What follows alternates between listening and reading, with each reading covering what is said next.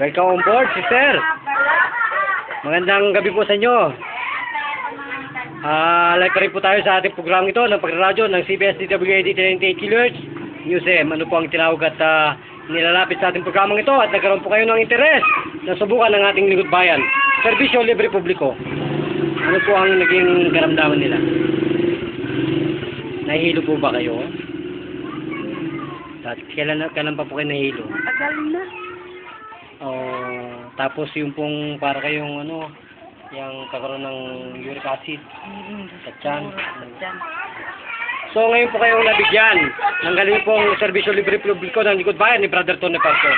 Ano po ang nangyari? Magandang pakiramdam. Ano po yung umiikot ninyong tingin sa malayo? Sige, tumingin po kayo sa malayo. Tumutumba pa po ang yung paningin, umiikot pa. Ha? Ayos naman na. Ayos na, oh my God. Oh, ayan Panginoon po pala, buhay na buhay sa inyong harapan. Kung gano'n po, magpukay at magpakilala sa sambayan ng Pilipinong ito. Sa pamagitan natin ng lingkod bayan, ano po ang tunay na pangalan, sister? Salvasyon. Salvasyon ano po? Mendez. Ano po? Mendez. Mendez. Ilan na pong taong gulang yan? 60. 60. Ilan na po kayong taong gulang na binabagabag ng ganyang poor blood circulation sa inyo pong buhay? Mga 15, ganun. 15. Sino pong dalubasang doktor na gamit ko sa inyo? Iba-iba na. Iba na yung puntahan kong doktor. Alam po niyo, sister, itong pong vertigo ang tawag po doon. Hindi po yan napapagaling. Okay lang po kayong tamaan ng camera.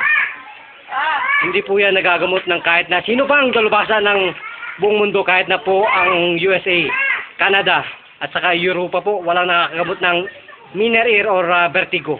Lahat po yan mananatili tayong lasing. Poor blood circulation. Yan po ang katotohanan. Kahit sino pong dalubhasang doktor ang lapitan ninyo, hindi po kayo magagamot. Ang una pong makakagamot lamang ay pong marunong magpatigil ng hininga sa looban ng isang oras. Yun po ang assassination ng aming pong judo. Isang oras po hindi kami pinahinga ng aming master na yan. Yan po ang Yuzhuang Do Therapy Association. Hindi po kami pinahinga ng aming master sa looban po ng isang oras po yan. Isang oras po ang assassination namin. Grabe. Ang mga nag-aaral po doon, puro mga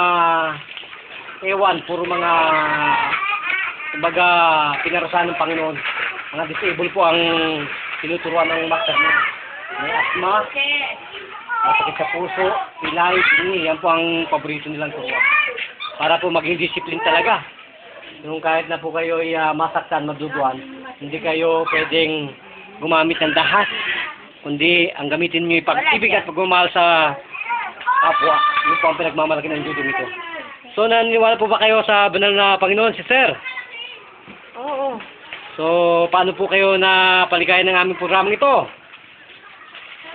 Kayo po ba ay naligayahan, sister? Naligayahan sa... So, ano po masasabi ninyo sa inyong buhay? Sino po ang tunay na doktor sa inyong buhay? Tao ba o ang Diyos? Diyos. Yun po ang aming sinasabi lagi, sister. Ako po ay kasangkapan lang kung bakit ang ganitong vertigo ay napapagaling natin. Yan po ang ating pagpapala ng ating mahal na Panginoon. So, kung ganun po, magpapalam na tayo. Ito pa rin po ang inyong abang likod, Brother John. Ang ulat at ibibigay po kayo sa Bansang Pilipinas. Bida kakasamang Tony Falcon. Arigato. Yan po lang sa